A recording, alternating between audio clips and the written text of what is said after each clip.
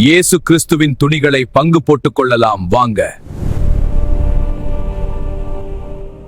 சிலுவையின் கீழே நடந்த ஒரு சிறிய சம்பவம், ஆனால் அது 1000 ஆண்டுகளுக்கு முன்பே எழுதப்பட்ட தீர்க்க தரிசனம்.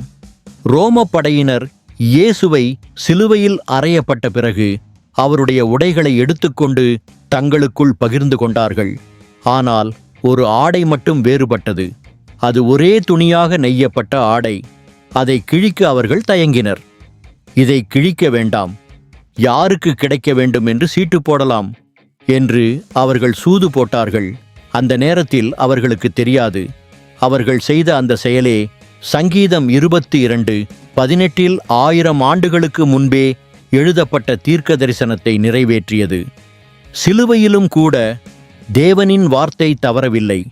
இப்படிப்பட்ட அதிசயமான வேதாகம உண்மைகளை அறிய இப்போதே சப்ஸ்கிரைப் செய்யுங்கள்.